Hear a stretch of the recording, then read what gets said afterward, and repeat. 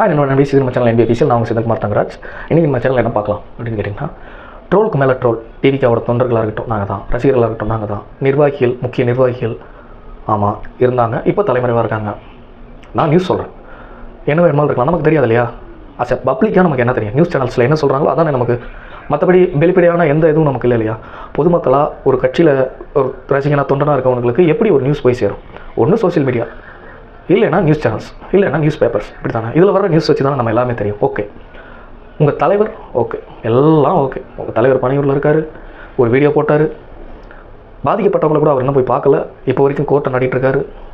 நிறைய trolls. Okay, முக்கிய நிர்வாகிகள் வச்சு கரூரில் பாதிக்கப்பட்டவங்கள பேசிட்டாங்க. வீடியோ காலில் அண்ணன் தளபதி வந்து எல்லாருக்கூடையும் கிட்டத்தட்ட எல்லாருக்கூடையும் பேசினாரான்றது தெரியல. நியூஸ் சேனல்ஸில் வந்து 20-25 பேர்த்துக்கிட்ட பேசியிருப்பாங்க அப்படின்ற மாதிரி இருந்துச்சு. மேபி நான் ராங்காக கூட இருக்கலாம். ஓகே, உங்களுக்கு ஒழுங்கீனமான ஒரு பொதுக்கூட்டம் நடத்த தெரியல, அதனால கூட இது ஏற்பட்டுருச்சு அப்படின்னு அழுத்தமாக சொன்னவங்கள வாயடைக்கிற மாதிரி ஒரு விஷயம். சரி, ஓகே, எங்களோட பாதுகாப்பு குறைபாடு எதில் இருந்திருந்தாலும் அங்கே வந்த எங்களோட ரசிகர்கள் தொண்டர்கள் பாதுகாப்பாக அனுப்பி வச்சிருக்க வேண்டிய கடமை எங்களுக்கு இருந்துச்சு, அதை நாங்கள் பண்ணலை அப்படின்னு நீங்கள் அழுத்தமாக சொல்கிறதுனால தொண்டர் பாதுகாப்பு படைன்னு ஒன்று அமைக்கிறோம்.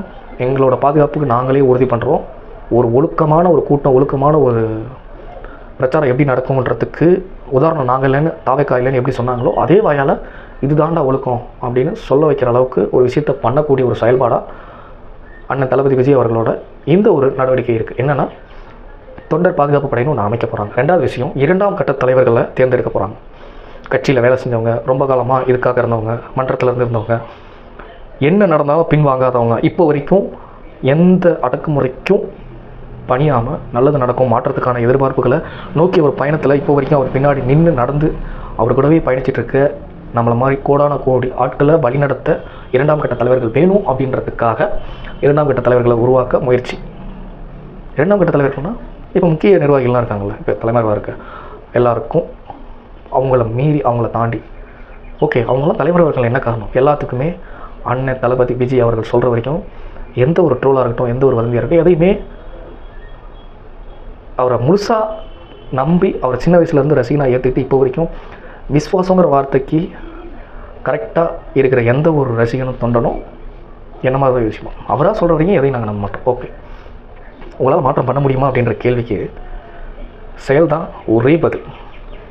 செயல் நடக்கும், எல்லாருக்குமான மாற்றம் நடக்கும் அப்படின்ற ஒரு நம்பிக்கை தானே. கோயிலாக இருக்கட்டும், சர்ச்சாக இருக்கட்டும், மசூரியாக இருக்கட்டும், கடவுளை யாரும் நேராக பார்த்தது கிடையாது. எதுக்காக போகிறோம்? நம்பிக்கை, நல்லது நடக்கும், மாற்றம் வரும், எல்லோரும் நல்லா இருப்பாங்க. அதே நம்பிக்கையோடு தான் 2026 எலெக்ஷனை நம்மளும் ஃபேஸ் பண்ண போகிறோம். நாளைக்கு வேற ஒரு வீடியோட நான் வந்து பார்க்குறேன். Tata bye bye, signing off. நான் சிதகுமார் தங்கராஜ்.